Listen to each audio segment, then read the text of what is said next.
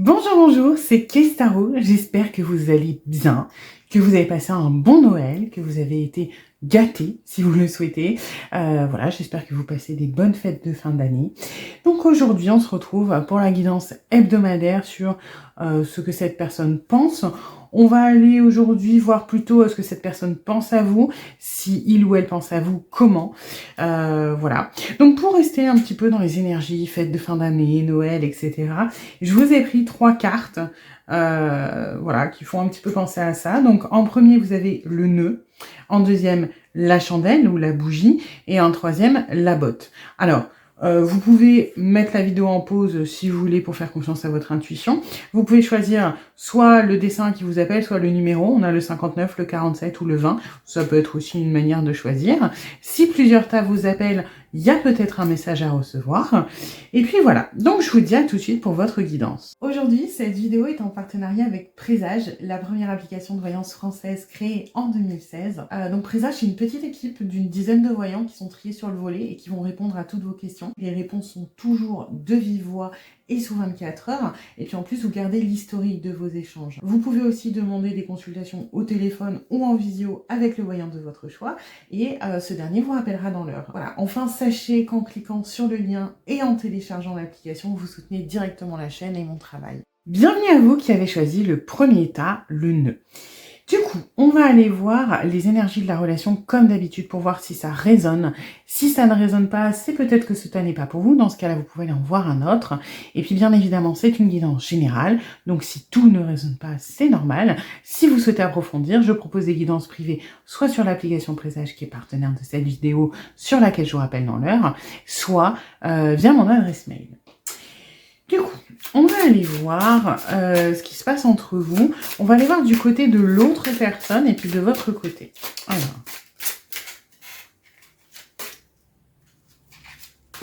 Donc. Ah ouais. Ah bah tiens.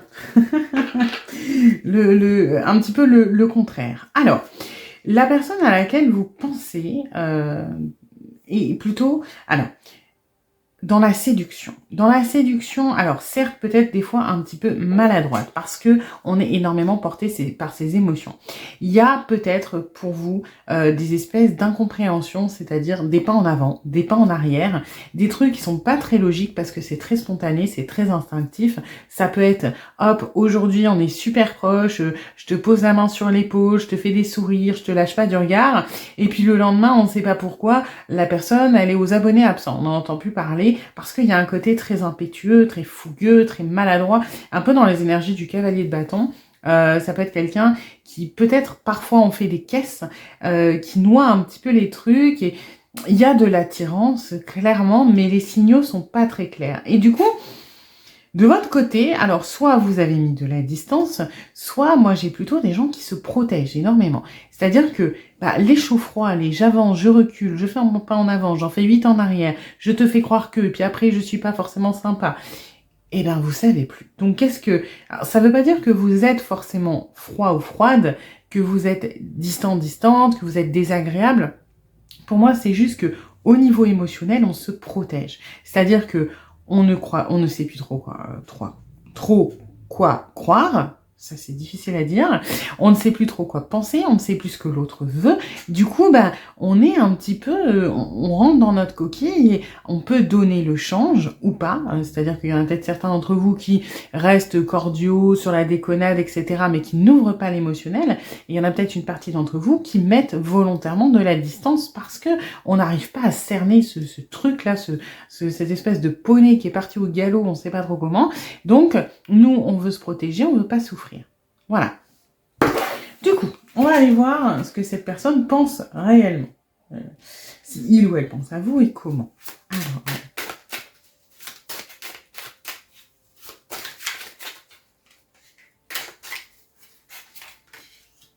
adversaire. Ça va un petit peu, moi, je trouve, dans le... Alors, je dis pas l'adversaire en mode vous êtes un ennemi. Même si, pour certains d'entre vous, il y a un petit peu d'arrogance. Donc, il y a ce côté peut-être piquant, on vous provoque, on essaie peut-être pour certains d'entre vous de jouer sur la jalousie. Mais ce que je ressens, c'est pas vous êtes un ennemi ou une ennemie, c'est que vous êtes plutôt un adversaire dans le jeu de la séduction. Parce que la personne à laquelle vous pensez, c'est pas quelqu'un de très réfléchi en amour au niveau sentimental. C'est quelqu'un qui va suivre ses pulsions, ses envies. C'est quelqu'un qui est très dans le show, quoi. C'est quelqu'un qui se montre, qui attire l'attention, qui est un petit peu on fonce tête baissée. Et je dirais que c'est quelqu'un qui n'a pas trop de mal à séduire généralement, dans le sens où soit les personnes qui sont visées tombent assez facilement parce qu'il y a ce charisme naturel, cette énergie, cet entrain, soit si la personne n'est pas intéressée, c'est quelqu'un qui est très dans la démonstration, mais qui n'est pas forcément dans la profondeur émotionnelle tout de suite. Donc si la personne n'est pas intéressée, cette personne n'a pas énormément de mal à passer à autre chose, à se dire bon bah c'est pas grave, allez hop, je change de cible.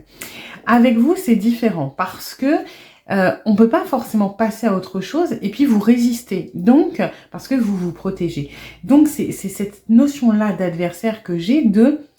C'est pas évident. Il ou elle me résiste, il ou elle a quelque chose toujours, a le mot me rend ma pique, répond à mes arguments, moi j'essaie de faire du flou, la personne me répond de la même manière. Donc, il y a une certaine excitation, il y a un certain challenge parce que vous êtes différent ou différente.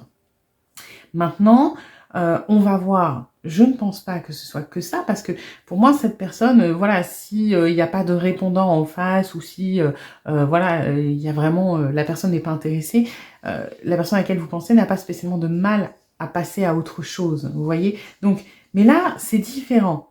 Il y a quelque chose qui attire, il y a quelque chose qui fait que on a envie. Alors, oui, d'une certaine manière, de vous charmer, de vous avoir, mais ce n'est pas que ça. C'est la première étape pour cette personne avant de se livrer émotionnellement. Donc, ouais, ça peut sonner mal parce qu'il y a un caractère chasseur-proie ou chasseuse-proie.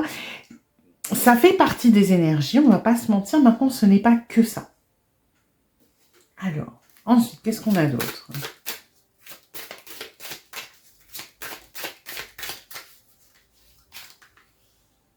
Ouais, on veut vraiment, vous voyez, essayer d'ouvrir les choses et ouvrir vers la destinée. C'est-à-dire, on veut pas juste, vous n'êtes pas juste un trophée, quelque chose à rajouter au tableau de chasse, vous n'êtes pas juste une victoire, un challenge.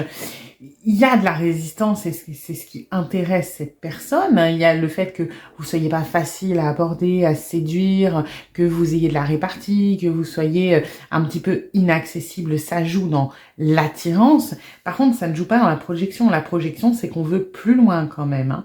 Alors, on fait étape par étape, hein. Déjà, avant de se projeter, mettons, dans une vie de famille avec des enfants, des chiens, des chats, des canaris, des poules et je sais pas quoi, il faut déjà séduire la personne. Donc, on voit plus près, mais l'objectif, c'est quand même d'aller plus loin, c'est d'ouvrir quelque chose, une relation, peut-être une construction, mais on n'en est pas, vous voyez, on en trouve la porte. On n'est pas en train de regarder derrière pour le moment. On est concentré sur l'instant T. Ce qui est bien en soi, parce que commencer à avoir des attentes, des projets avec une personne avec qui concrètement il ne se passe encore rien dans la matière, c'est pas forcément très sain. Alors ensuite...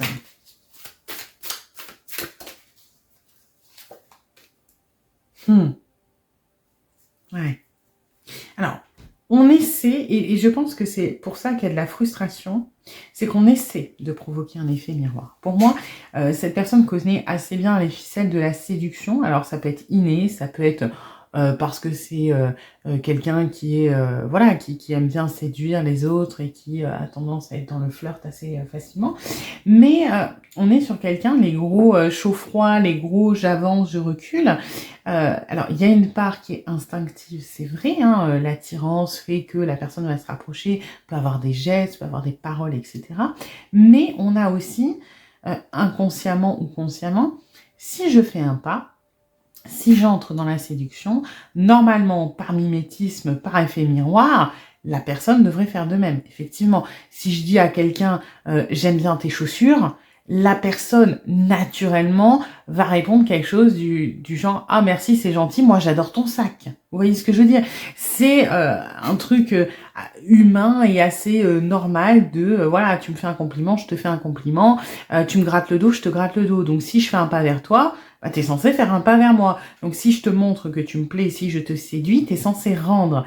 Mais ça marche pas très bien avec vous parce que vous êtes en mode protection. Donc, vous vous autorisez pas à rentrer pleinement dans ce jeu de séduction. Et c'est un peu frustrant pour cette personne parce que ça sort de ce qu'il ou elle connaît, de ce qu'il ou elle a déjà expérimenté, par exemple, dans les flirts passés, dans la séduction passée. Et on essaie de provoquer ça chez vous. Maintenant, ça n'a pas l'air de bien fonctionner. Alors, ensuite...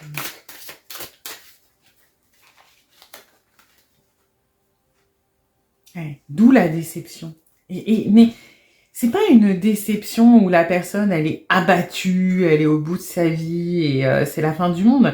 C'est plus moi, je ressens de la frustration. Alors oui, on se sent un peu trahi parce que ça atteint directement notre ego, notre fierté, notre estime de nous. On n'a pas l'habitude peut-être d'avoir quelqu'un qui nous intéresse et que l'on n'intéresse pas. Il y a un petit peu d'ego là-dedans et donc forcément, il y a cette espèce de... on se sent trahi, on est un petit peu déçu. Mais... encore une fois, autant je ressens pas mal de frustration, je ressens pas mal de fierté qui est piquée, ce qui peut expliquer parfois les comportements j'avance, je recule qui sont très soudains parce que c'est quelqu'un de vraiment, encore une fois, de très instinctif, de très dans l'émotionnel, assez sanguin ou sanguine. Et du coup, bah forcément, si il ou elle fait un pas vers vous et que vous n'êtes pas réceptif, tout de suite, bam, c'est la trahison, c'est ah bah c'est il ou elle, je l'intéresse pas, j'ai pas l'habitude, ma fierté est piquée, donc je contre-attaque. Il y a un côté un petit peu comme ça. Donc, vous donnez quand même pas mal de fil à retordre à cette personne, et c'est aussi enthousiasmant que frustrant. Hein. On la sent la frustration quand même. Alors...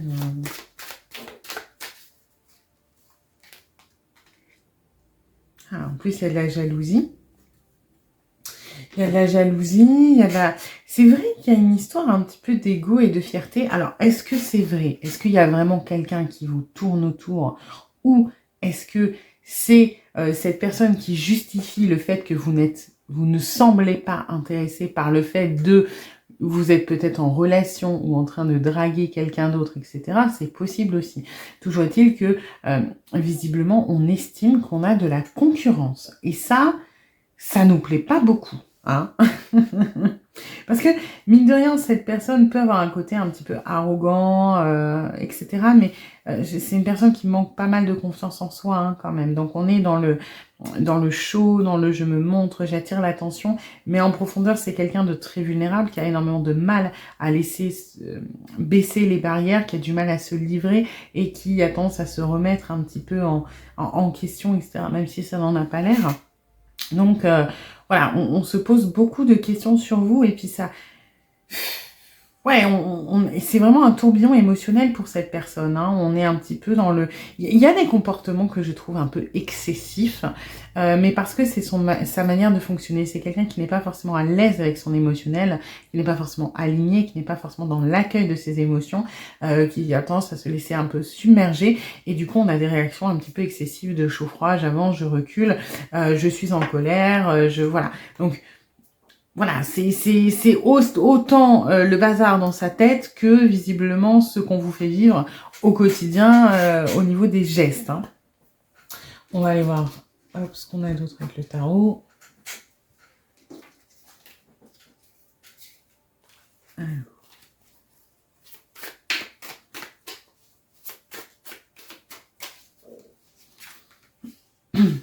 Ouais. On a beaucoup de fierté quand même. Alors, après, je dirais, on pense pas mal à vous quand même au quotidien.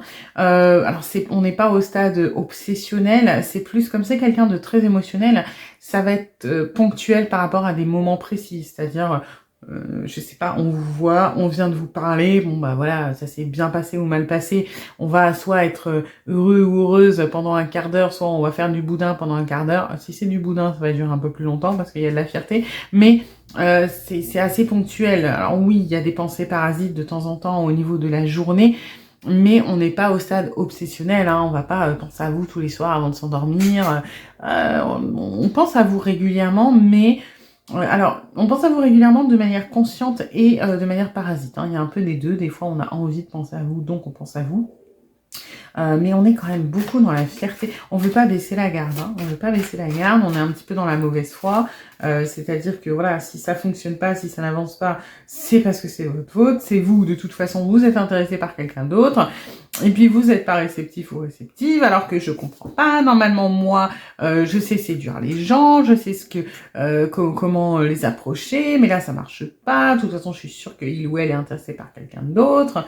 Voilà, on se remet difficilement en question. Après, il y a quand même une ouverture, vous voyez, et on est sous l'ouverture. Il y a une ouverture émotionnelle, clairement.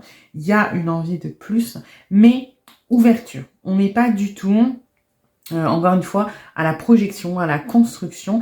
Pourquoi? Parce qu'on n'est déjà pas capable de gérer la séduction. On n'a pas la main dessus. Normalement, on l'a. Là, ça nous dépasse, donc on va certainement pas faire des projections à plus long terme, alors qu'on n'est pas capable de passer l'étape actuelle, hein.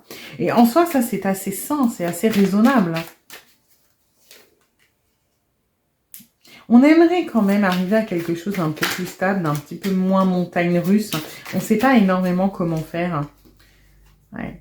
On aimerait développer, hein, quand même. Vous voyez, on part de cet as de coupe et on se dirige vers ce 10 de coupe. Donc on aimerait, alors on n'y pense pas trop parce qu'encore une fois, on n'en est pas là. On met pas la charrue avant les bœufs, mais on pense à ce que ça pourrait donner. Il y a quand même une projection, il y a potentiellement l'envie de... alors, on est plus dans le fantasme que dans la construction, hein. On est dans les coupes. Alors oui, c'est la consécration, etc. On imagine peut-être une vie de couple, mais on n'en est pas encore à se dire alors il faudrait qu'on emménage ensemble, qu'est-ce que ça sera notre vie plus tard. Encore une fois, on se projette, mais pas tant que ça, donc on se dit juste que ça serait sympa. Mais voilà, on garde des réserves parce que voilà, le combat intérieur, le conflit...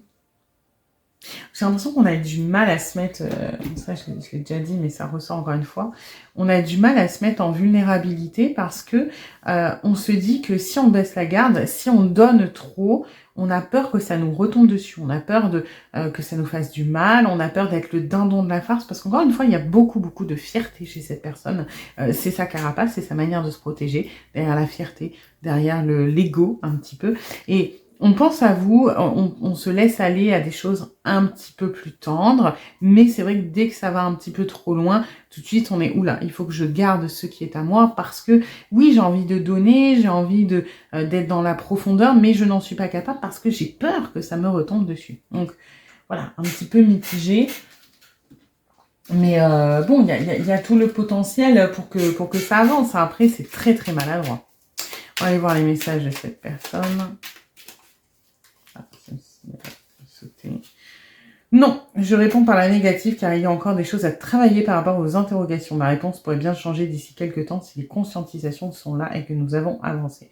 Effectivement, aujourd'hui, on se projette légèrement, on est ouvert ou ouverte à plus, mais on n'en est pas à l'engagement. Cette personne n'est pas capable de lier une connexion profonde parce qu'il y a cette fierté, il y a cet ego, il y a cette carapace et qu'on a besoin de se sentir un petit peu en domination, de se sentir maître de la relation pour baisser cette garde, pour se laisser aller et pour évoluer vers toutes ces couples-là qui sont très sympas.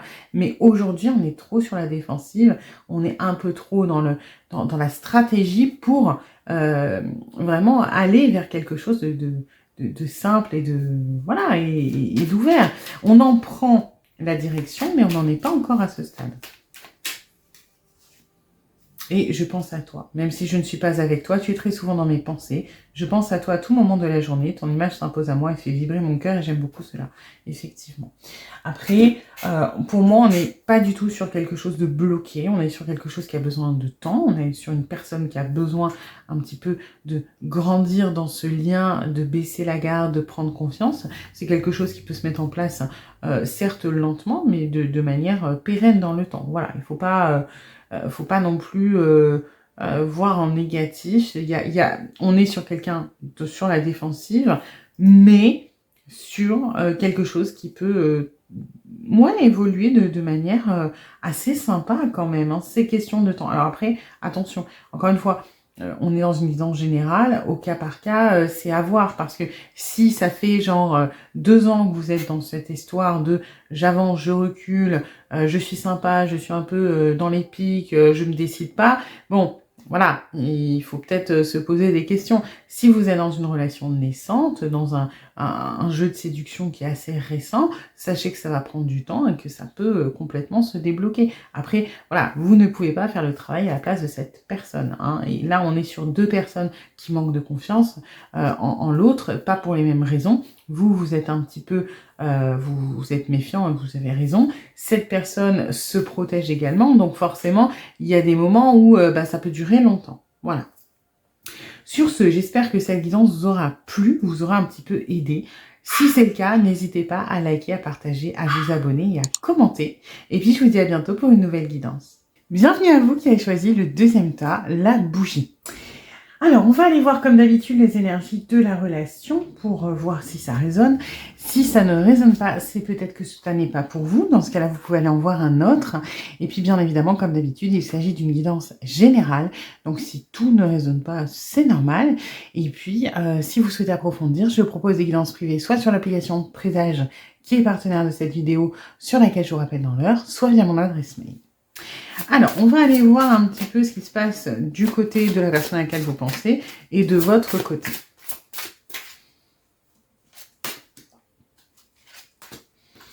Alors, ok. Alors, j'ai l'impression que on est dans une relation qui est un petit peu compliquée, dans le sens où elle est un petit peu déséquilibrée. C'est-à-dire que la personne à laquelle vous pensez est dans une situation qui est déjà établie et votre arrivée provoque une transformation qui est nécessaire. Donc, la transformation au niveau de l'âme, au niveau de la conception des choses, au niveau du monde, on va dire, immatériel, de l'émotionnel, ça fonctionne. Par contre, au niveau de la matière, ça ne fonctionne pas. La personne est peut-être bloquée dans une situation, donc il y a peut-être une tierce, il y a peut-être une relation professionnelle qui fait que voilà, la personne n'était pas ouverte et puis bon, avec le temps, pourquoi pas, mais on n'est pas encore dans l'officialisation.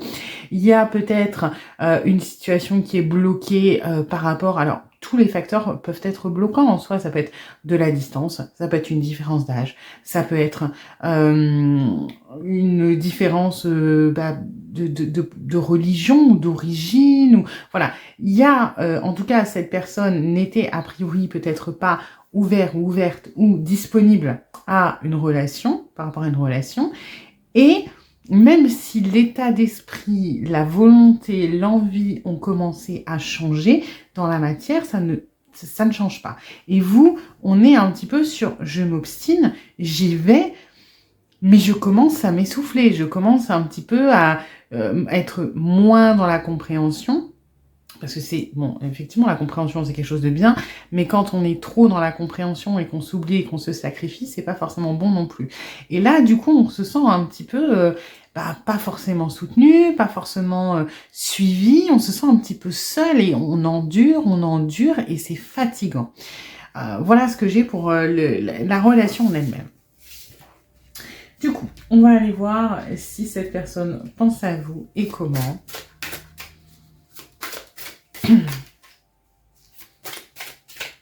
Alors, la porte. On est sur cette, de toute façon, sur cette énergie de porte qui s'ouvre, alors qui est ouverte, mais on est bloqué devant ce seuil. C'est-à-dire que, vous voyez, la porte, elle est complètement ouverte, on voit ce qui se passe de l'autre côté, et c'est là où il y a la transformation un petit peu de l'âme, où on change d'opinion, on change d'idée, on change d'a priori, peu importe, on débloque un petit peu ses croyances limitantes. Alors bon, si la personne est déjà engagée, c'est peut-être pas forcément des croyances limitantes, mais vous voyez ce que je veux dire, on passe la tête à travers cette porte, mais les pieds ils passent pas, hein. C'est-à-dire qu'on est bien de ce côté de la porte, oui on voit ce qui se passe, oui on envisage, oui on se dit pourquoi pas, mais on ne passe pas, on reste fermement de ce côté-là. Donc c'est un petit peu mitigé. symboliquement, c'est franchir cette porte. C'est quelque chose de compliqué, hein. Alors, ça peut être le regard des autres, ça peut être les convictions, ça peut être le jugement, ça peut être plein de choses. Là, c'est peu importe votre situation. Mais autant émotionnellement, on se dit pourquoi pas, autant franchir symboliquement cette porte, c'est compliqué pour la personne à laquelle vous pensez.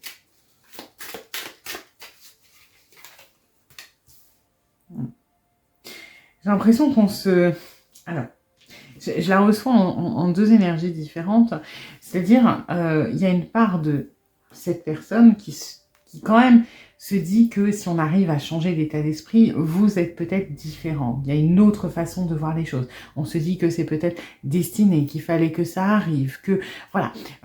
En tout cas, on n'a pas l'impression que vous êtes arrivé par hasard. L'autre chose, et là c'est plus...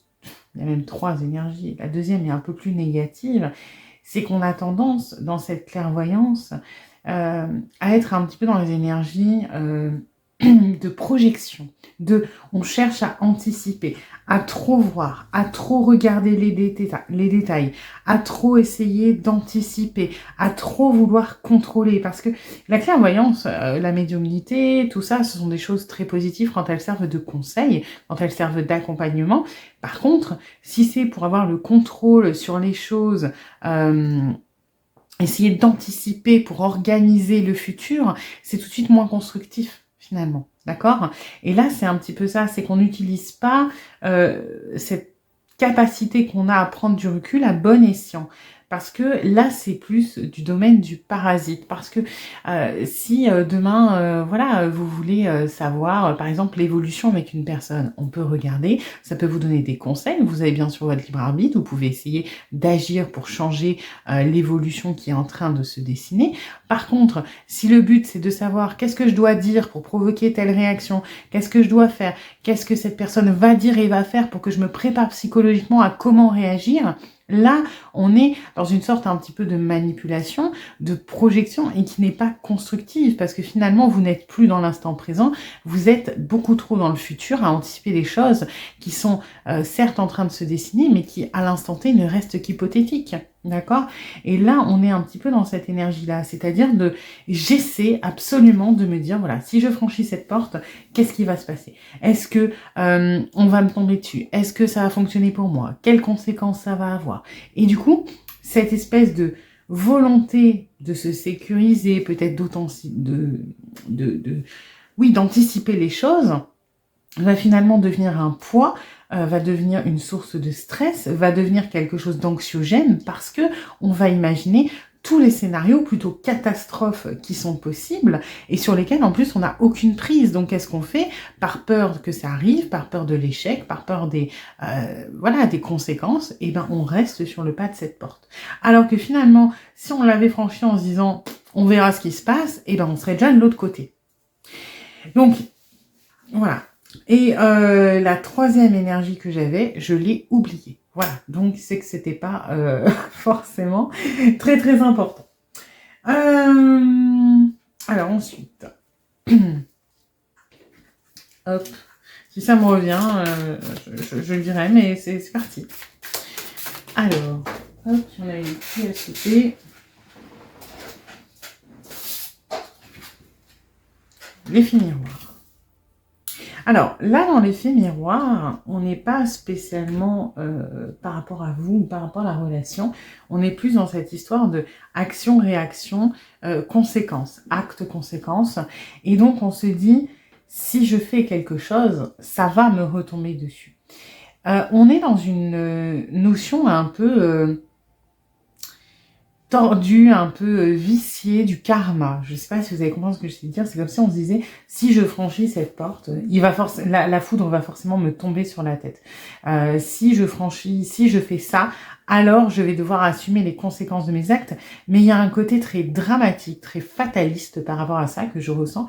C'est-à-dire, voilà, si je me lance dans cette relation, mettons, c'est sûr, je vais perdre mon boulot parce qu'il y a ce truc karmique, il y a ce truc effet miroir, mais oui, je ressens plus en mode fatalité, quoi, en mode ça va me retomber dessus.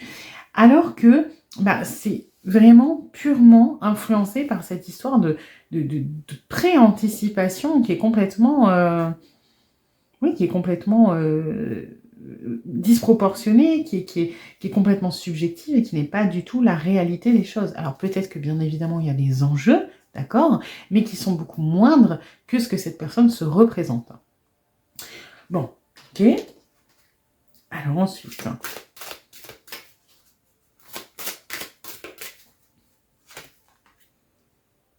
Ouais, ça, on a du mal avec le lâcher-prise. Hein. On a du mal. En fait, on se dit que tant qu'on n'a pas franchi, tant qu'on est là, on est dans le calme avant la tempête. Donc, est-ce qu'on a envie d'affronter la tempête? Pas vraiment. Donc, qu'est-ce qu'on fait?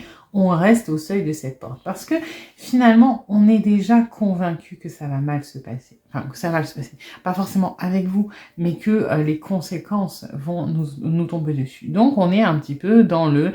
bah non, en fait, on va attendre que l'orage passe. Le problème, c'est que plus on attend, plus on se dit que l'orage... plus on a du temps pour réfléchir, donc qu'est-ce qu'on fait? On se dit que l'orage, il est encore plus gros. Donc plus on attend, plus l'orage grossit et ne se termine pas. Donc on est un petit peu dans un cercle vicieux où on est complètement statique. Donc on pense à vous, mais malheureusement, on n'arrive pas à juste penser à vous. On pense à toutes les conséquences derrière, tout ce qui va bloquer, tout ce qui va nous tomber dessus. On est dans une vision vraiment défaitiste des choses. J'ai pas l'impression qu'on soit énormément dans la compassion. Alors, c'est pas dans le sens où on s'en fout de vous, c'est plutôt qu'on est tellement obnubilé par ses propres problèmes que on ne se rend pas compte dans quel état vous êtes, vous. On se rend pas compte que, voilà, à l'image d'une bougie, bah oui, vous éclairez, vous êtes bien, mais au bout d'un moment, la bougie, elle descend, elle se consume. Et ça, on le voit pas. On voit pas que vous êtes, que vous êtes vraiment en pleine résilience, que vous tenez bon, que vous prenez sur vous, parce qu'on est trop omnibulé par sa propre situation. Et ça, c'est un petit peu un danger quand même, parce que on minimise, enfin... Non, parce que minimiser, c'est conscient, c'est qu'on ne se rend pas compte. Et je ne prends pas la défense de cette personne parce que à un moment, c'est quand même un petit peu tourné vers soi. Mais c'est vrai que la personne ne se rend pas compte dans quelle position vous êtes. Parce que sa position, ses problèmes sont vraiment préoccupants à ses yeux, plus préoccupants et on regarde un petit peu que soi. Donc après, on pense à vous, mais... Encore une fois, on pense beaucoup aux préoccupations que ça engendre. Et quand on pense à vous, bah, on n'est pas dans la projection, quoi. Vous êtes un petit peu cette lumière, cette flamme. Vous êtes le petit moment de répit avant la tempête. On a l'impression d'être dans une bulle. Et du coup, on s'enferme dans cette bulle et on a peur d'affronter le monde extérieur, ce qui est un petit peu dommage pour le coup. Alors ensuite, qu'est-ce qu'on a d'autre? Ouais. Moi, je trouve qu'on cherche quand même beaucoup d'excuses. Enfin, c'est pas tout à fait de la mauvaise foi et des excuses. Vraiment, cette personne est convaincue de ce qu'il ou elle pense. Et on est plus dans vraiment un cercle mental où on réfléchit trop. Beaucoup trop pour notre propre bien. On se crée des angoisses, du stress qui n'a pas lieu d'être. Et on s'enferme complètement là-dedans. Ouais, on aimerait, énergétiquement, émotionnellement, on aimerait aller plus loin, mais on a ce côté dans la matière qui est très très ferme et qui est complètement statique, qui est complètement statique. Là, l'esprit nous enferme dans un truc c'est dommage. C'est vraiment, c'est vraiment dommage parce qu'on est enchaîné à son mental en fait. Oui, il y a des choses qui sont positives, on va pas se mentir. On a envie de toujours... voilà, on a des points communs avec vous, on a de la complicité, on profite... En fait, on est bon dans le lâcher-prise à l'instant T, mais pourquoi? Parce que on est tellement un pied dans le futur à anticiper que... et on n'a tellement pas envie de mettre l'autre pied qu'on privilégie cet instant T. Mais il y a une part de nous qui est déjà dans la projection. À côté, oui, on est dans la séduction, on a envie de vous séduire, de faire des choses, d'être avec vous, d'être bien, mais on est fortement enchaîné à ce passé, non pas à ce passé, à ces pensées, à ces projections, à ce truc qui fait que voilà, on est enchaîné, on est bloqué, on est statique, on ne veut pas, dans tout ce qui est, vous voyez, l'émotionnel est ouvert, parce que l'émotionnel, les coupes et les bâtons, c'est plutôt de l'émotionnel, hein, le feu, l'eau, et tout ce qui est, voilà, le mental, ben, il tourne en rond, il se fait des films, il tourne en rond, il cherche pas des excuses, parce que chercher des excuses, c'est quand il y a de la mauvaise volonté. Il y a de la volonté, c'est juste qu'on est tétanisé. Voilà, on bouge pas, on reste solide sur ses appuis, on a trouvé ce qu'on estime être un point d'équilibre, on ne veut pas y renoncer, et on a tous ces démons à l'intérieur qui sont quand même vachement pesants, vachement présents. Donc, on est sur une personne, et c'est particulier là, parce que il ou elle aimerait, il ou elle a des sentiments, il ou elle, s'il n'y avait pas de conséquences, se serait lancé. Maintenant, on est beaucoup trop centré sur ce qui pourrait arriver, sur ce facteur bloquant ou ces facteurs bloquants s'il y en a. Et malheureusement, c'est vrai que on oublie votre point de vue. Hein. C'est-à-dire que vous êtes un peu de votre côté, un petit peu paumé, à tenir bon comme vous pouvez. Mais ça, on le laisse complètement de côté. C'est vrai que ça parle pas spécialement de vous, ça parle énormément de la personne. Ce n'est pas quelqu'un d'égoïste, hein, ça, attention, alors, c'est une guidance générale, il y en a peut-être des égoïstes dans le tas, hein, mais c'est plus quelqu'un qui a vraiment très très peur, qui est assez tétanisé par ce qu'il ou elle pense anticiper, parce qu'il ou elle est persuadé de voir venir, et qui reste dans cette espèce de côté statique, tout en ayant une frustration quand même, parce qu'on a envie d'être avec vous, de discuter, d'être dans quelque chose de romantique, de sentimental, mais au niveau de la matière, ça bloque profondément. Alors, on va voir les messages de cette personne.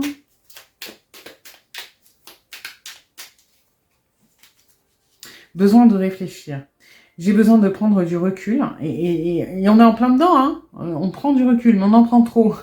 Pour réfléchir à notre situation, j'ai besoin de comprendre tout ce qui se passe dans ma vie et d'y voir clair pour prendre des décisions. Vous voyez, on est vraiment dans ce cercle vicieux, on réfléchit trop, et on a toujours besoin de réfléchir, et on va toujours réfléchir pour essayer de comprendre, d'anticiper, d'analyser, c'est contre-productif. Malheureusement, là on est sur quelqu'un qui se bloque tout seul, et alors je dis pas que c'est perdu d'avance, encore une fois, c'est une guidance générale, mais on est sur quelqu'un qui, plus il ou elle va réfléchir, plus il ou elle va se bloquer finalement, parce qu'il y aura toujours des choses qui vont se rajouter, et il n'y aura pas forcément de solutions qui vont être trouvées, donc c'est compliqué.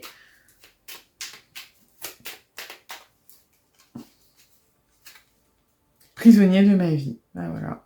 Ma vie me pèse et ne me convient plus, je me sens à l'étroit, je n'arrive pas à me décider, à tout chambouler. Je me sens pieds et poings liés, garde-foi, je vais réussir à me libérer.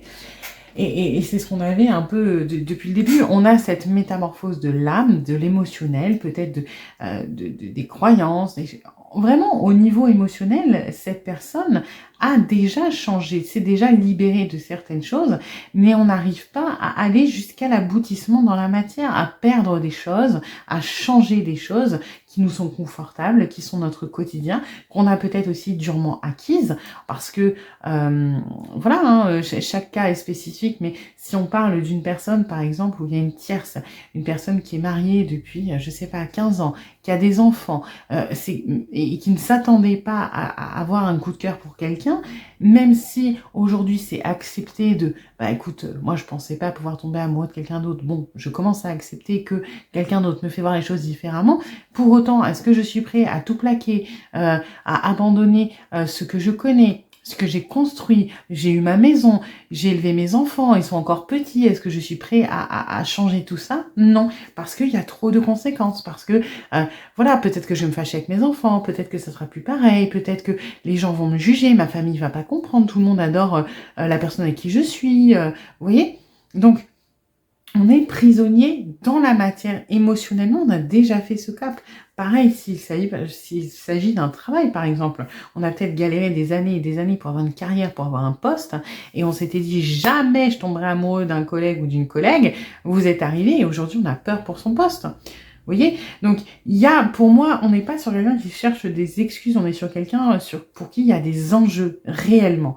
Ça peut être aussi tout simplement des comportements, hein, de se dire, voilà, moi, je sais que je vais pas bien dans ma vie, je suis en dépression depuis des années, je ne suis pas prêt à me mettre en couple parce que je ne sais pas déjà m'occuper de moi, alors m'occuper de quelqu'un d'autre, c'est mort, et on se dit qu'on est prisonnier, par exemple, de la dépression, de son quotidien, et que c'est dangereux de faire ce pas. Donc, pour moi, les personnes à laquelle vous pensez a des raisons, on va dire, légitimes. Maintenant, on est dans un cercle vicieux où, au lieu de chercher des solutions avec cette réflexion, malheureusement, on cherche de plus en plus alors, c'est pas qu'on cherche, mais on trouve de plus en plus de raisons, limite, de ne pas le faire. Plus on y réfléchit, plus ça nous fait peur, plus on se bloque. Donc, voilà, là, on est dans quelque chose d'assez particulier. J'espère en tout cas que cette vidéo vous aura un petit peu aidé, vous aura éclairé. Si c'est le cas, n'hésitez pas à liker, à partager, à vous abonner, à commenter. Et puis, je vous dis à bientôt pour une nouvelle quittance. Bienvenue à vous qui avez choisi le 3e tas, la botte, ou la chaussette de Noël, vu qu'elle est rouge. Alors, on va aller voir les énergies de la relation pour voir si ça résonne. Comme d'habitude, ça ne résonne pas, c'est peut-être que ce tas n'est pas pour vous. Dans ce cas-là, vous pouvez aller en voir un autre. Et puis, bien évidemment, c'est une guidance générale. Donc, si tout ne résonne pas, c'est normal. Si vous voulez approfondir, je propose des guidances privées, soit sur l'application Présage, qui est partenaire de cette vidéo, sur laquelle je vous rappelle dans l'heure, soit via mon adresse mail. Voilà. Alors, on va aller voir du coup les énergies. Donc, on va aller voir pour la personne à laquelle vous pensez, et puis pour vous.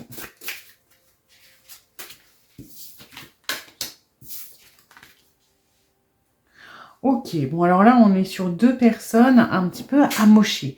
On est sur 2 personnes... alors, j'ai l'impression qu'on est... Alors, ça fait pas... Ce qui est marrant, c'est que vous êtes 2 personnes en reconstruction, mais de relations passées. C'est-à-dire que la personne à laquelle vous pensez, bon, soit on est sur une personne un petit peu célibataire, endurcie, qui ne croit plus trop en l'amour, qui a des problèmes de confiance, qui a des problèmes peut-être au niveau de la jalousie, hein, parce que qui a été trompé, qui a été trahi, etc. Donc, on est sur quelqu'un qui se protège énormément, qui quand même, pour moi, s'ouvre un petit peu aux choses. Alors, on est très, très, très sur la défensive, on n'a pas confiance, on se protège, mais on se protège parce qu'on sent qu'il y a danger avec vous. On se dit, s'il y a bien quelqu'un qui peut me réparer, qui peut me faire changer d'idée, ça serait cette personne. Donc forcément, on est sur...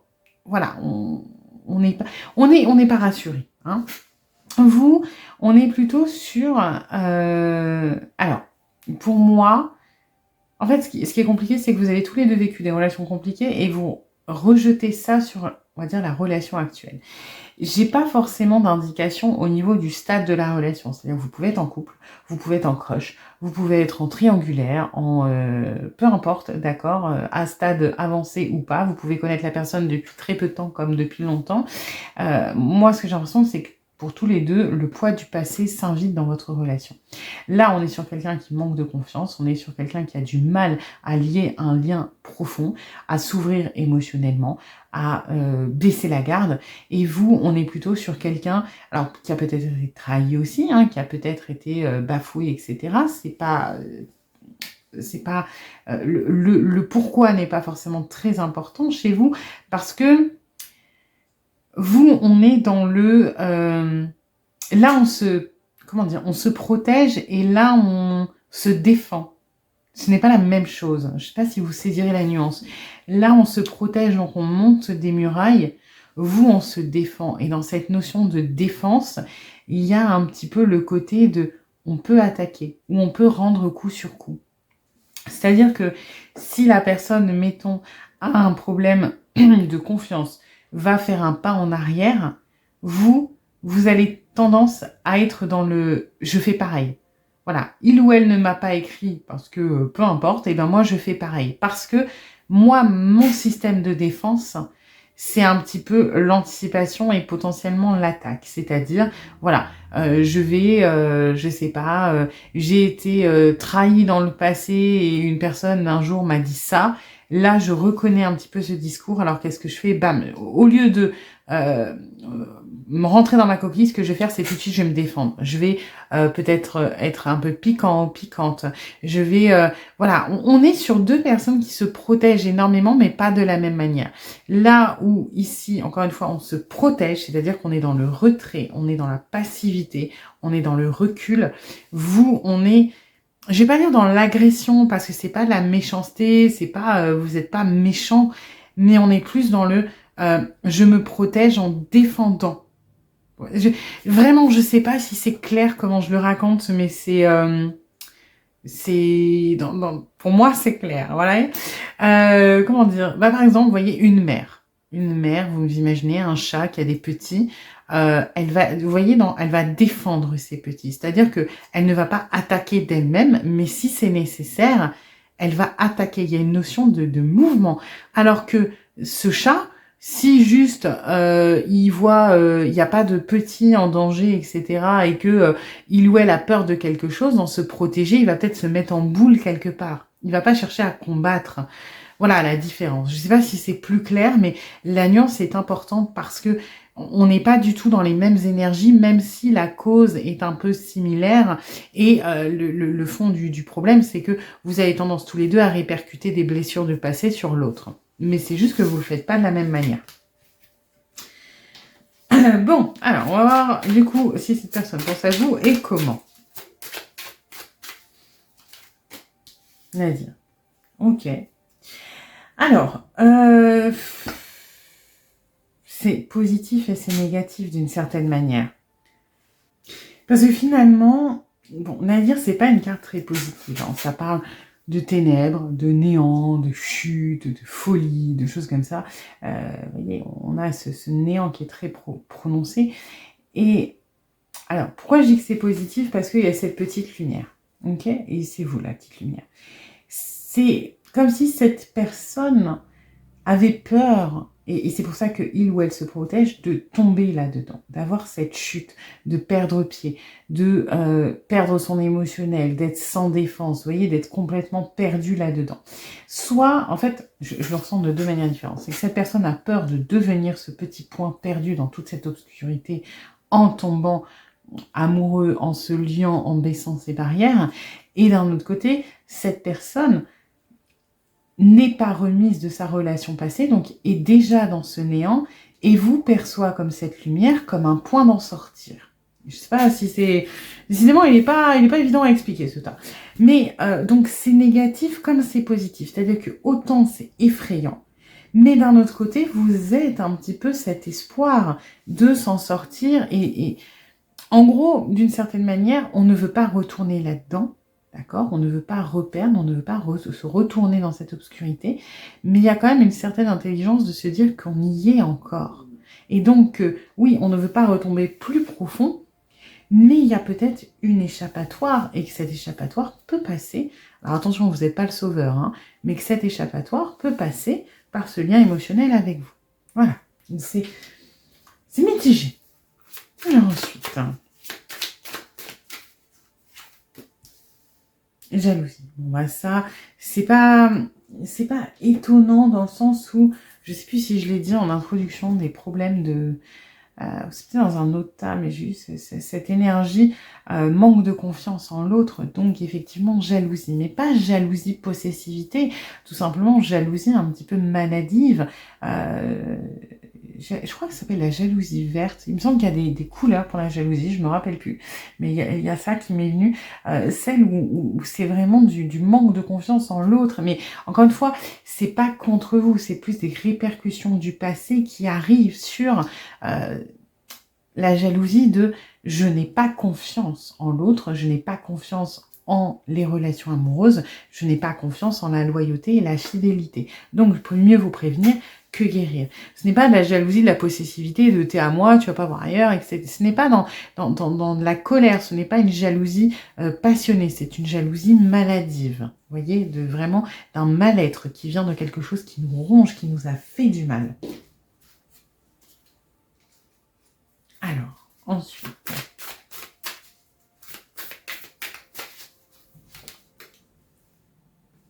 Ok.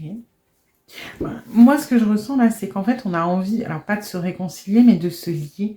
Mais on n'est pas capable. On a tellement peur, on est tellement dans cette espèce de mal-être, avoir de la difficulté à créer du lien.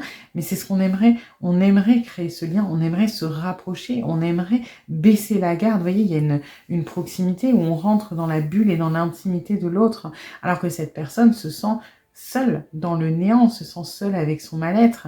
Donc, on est bien avec vous dans le sens où vous, oui, vous réconciliez un petit peu cette personne avec l'amour, avec les émotions, mais il y a encore énormément de chemin. Hein. Ouais, on est plus... C'est vrai que dans les énergies de votre relation, par rapport à ce qu'on a vu au début, on est plus de... Cette personne est plutôt passive dans la relation, là où vous êtes plutôt actif ou active. Et c'est vrai que on a cette tendance peut-être à stagner, à pas être trop dans l'implication. On va pas chercher à creuser la distance et à en mettre, mais on ne va rien faire pour combler ce fossé, pour combler cette distance. On est passif, on est effectivement dans l'écoute, on est dans l'analyse, on est dans voilà, les choses un petit peu qui permettent de prendre du recul. Pourquoi? Parce que, encore une fois, on met cette distance par rapport à cet émotionnel. Alors, on la met pas volontairement, c'est juste qu'on a du mal à se lier maintenant. Ce n'est pas volontaire, c'est pas on se protège, on recule parce qu'on se protège. C'est plus que on est déjà protégé. En fait, on a cette muraille autour de nous, on va pas essayer d'en monter de nouvelles dans cette protection, mais on va rien faire pour les baisser. On reste en statu quo, on reste vraiment comme on est. C'est plus comme ça.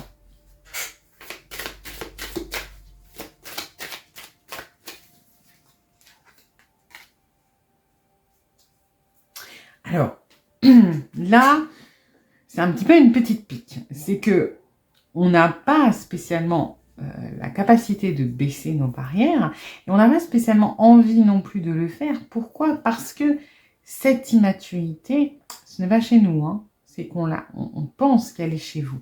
Alors que vous, c'est un mécanisme de défense. Et encore une fois, de défense, pas de protection.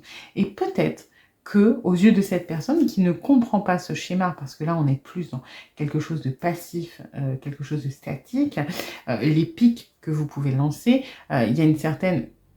Cette personne vous perçoit comme, je vais pas dire instable, mais oui, quand même, dans le sens pas prévisible, dans le sens peut-être sujet aux émotions, qui peut se blesser, se braquer.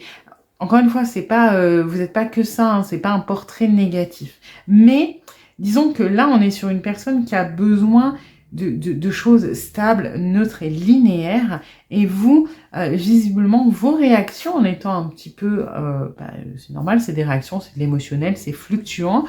Cette personne préfère dire que vous êtes immature, préfère se dire que vous êtes immature. Parce que pour moi, il ou elle n'a pas spécialement compris votre manière de fonctionner, mais aussi parce que vous ne vous ouvrez pas là-dessus. Vous avez peut-être tendance à avoir des réactions et à ne pas forcément les expliquer, ou à les expliquer de manière peut-être un petit peu, voilà, je te donne ça, débrouille-toi. Hein. Oui, si je t'ai dit ça, c'est parce que j'ai été trompée dans le passé, et puis débrouille-toi avec ça. Donc, on n'est pas, vous avez tous les deux du mal à communiquer quand même. Hein. On est tellement emprisonné par ces souffrances que on a du mal à créer un lien stable, un lien sain, un lien de confiance. Et le problème, c'est que vos propres blessures entrent en résonance avec les blessures de cette personne et ça donne des choses un petit peu bizarres parce que il ou elle a besoin de stabilité, de confort, de sécurité. Vous avez plutôt un caractère et un émotionnel qui sont actifs, donc on est plus sur des choses fluctuantes. Donc cette personne va se protéger encore plus. Donc, ouais, potentiellement mettre 2-3 murailles. Et comme vous avez besoin pour avoir confiance d'avoir une entière fluidité dans les échanges, en fait d'avoir accès à cette part émotionnelle, parce que plus il y a des barrières, moins vous avez de visibilité, donc plus ça vous stresse, bah, vos réactions sont du coup encore un peu plus, je vais pas dire excessives, mais un petit peu plus fluctuantes, et donc cette personne, ça va la stresser, et vous voyez, on est dans un cercle vicieux où finalement on a du mal à se comprendre, alors que c'est dommage parce que vous avez les mêmes problèmes d'une certaine manière, c'est juste que c'est géré différemment, et vos façons de les gérer rentrent en conflit. Alors, qu'est-ce qu'on a d'autre?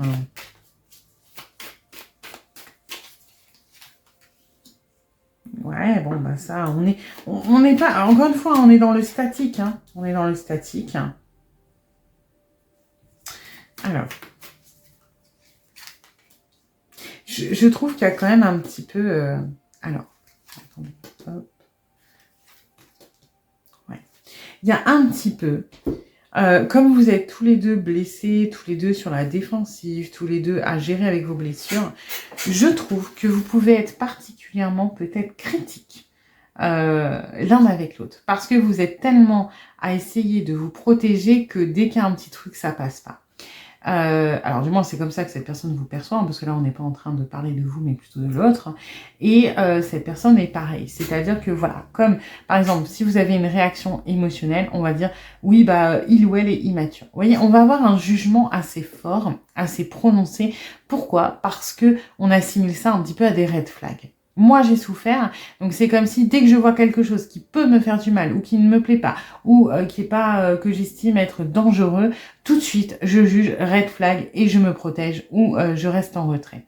Et vous, c'est un petit peu pareil, je pense. Enfin, c'est la façon dont on vous perçoit.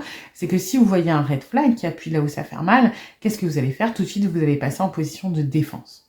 Okay, et du coup, on est sur, je vais pas dire que vous êtes à couteau tiré, mais vous êtes tous les deux ultra réactif, ultra vraiment un petit peu dans l'anticipation de dès qu'il y a un truc qui déconne, dès qu'il y a un truc qui est inconfortable, dès qu'il y a un truc qui appuie là où ça me fait mal, dès qu'il y a un truc qui me stresse, alors vous sortez les griffes et lui ou elle sort les murailles, hein, la maçonnerie, la truelle et les parpaings. Donc c'est un petit peu dense tout ça, hein.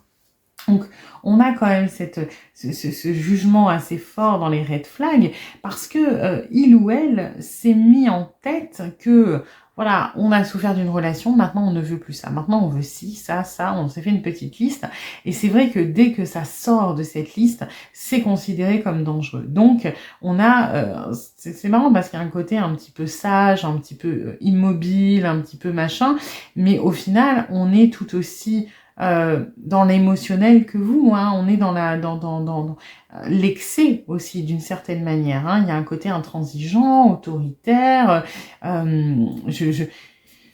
C'est un faux calme ou une fausse calme.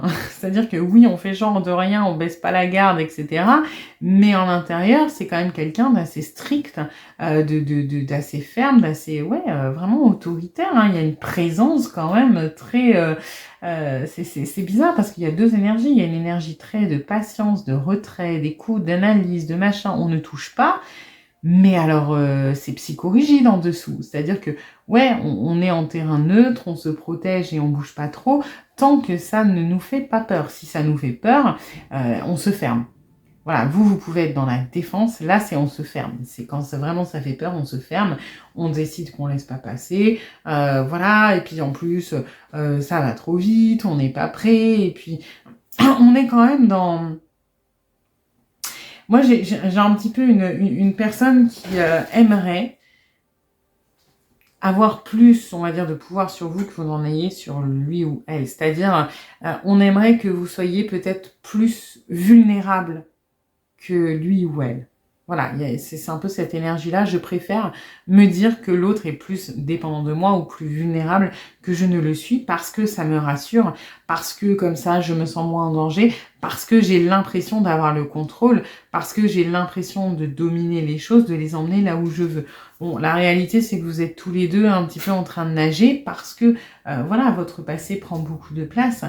Alors, oui, vous pouvez mutuellement vous réparer, mais là, moi, de ce que je perçois, c'est qu'il va falloir que chacun d'entre vous, vous travaillez sur vos blessures, sur vous-même, avant de vouloir réparer l'autre ou être réparé par l'autre. Hein. Là, il y a une énorme quantité de travail personnel à faire, chacun de votre côté, pour qu'on arrive à fluidifier tout ça. Parce que là, on a deux personnes qui sont vraiment en position défensive et à attendre la prochaine action de l'autre, soit pour riposter, soit pour se protéger encore plus. Et on n'est pas dans quelque chose de constructif qui va vers l'avant. Donc ouais, c'est dense tout ça, hein. Alors, on va aller voir les messages. Pardonne-moi. Je prends conscience que je te fais souffrir. Je ne veux pas cela, mais je ne sais pas comment gérer la situation, car parfois cela me dépasse. C'est assez vrai. C'est vrai. Parce que vous êtes dans l'expression quand ça vous blesse, alors que cette personne est plus dans le retrait. Et là, donc on a conscience quand on vous fait du mal, hein, puisque vous l'exprimez, visiblement, peut-être maladroitement, mais vous l'exprimez. Sauf que cette personne ne sait pas comment réagir autrement. Donc bon, on est quand même sur ça, quelque chose de positif, parce que on prend en compte ce que vous ressentez. Alors oui, on peut être particulièrement critique, on peut juger facilement parce que on essaie de se protéger de ce qu'on considère être des red flags, mais on a quand même beaucoup de tendresse pour vous, beaucoup de projection et de compassion par rapport à vous, hein. Prisonnier de ma vie. Ma vie me pèse et ne me convient plus. Je me sens à l'étroit. Je n'arrive pas à me décider à tout chambouler. Je me sens pieds et poings liés. Garde-fois, je vais réussir à me libérer. Et là, c'est pas prisonnier de ma vie, c'est prisonnier de mon passé. Mon passé me pèse et alors ne me convient plus. Bon, mon passé me pèse et a une incidence dans le présent. Voilà. C'est plus ça. Hein. Donc c'est pas, encore une fois, on peut pas, ça reste général, donc on peut pas voir au cas par cas, on n'est pas sur quelque chose, sur une fatalité. Mais là, c'est vrai que si vous voulez améliorer cette relation, vous ne pouvez pas faire le travail à la place de cette personne, mais vous pouvez essayer de travailler sur vous, sur vos propres blessures, parce que tout ce que vous pouvez alléger, là, ça fera du bien. Hein, même si c'est que de votre côté, déjà, ça va, hein, parce que là, encore une fois, c'est un peu dense, hein. Voilà. J'espère que cette guidance vous aura plu, vous aura un petit peu aidé.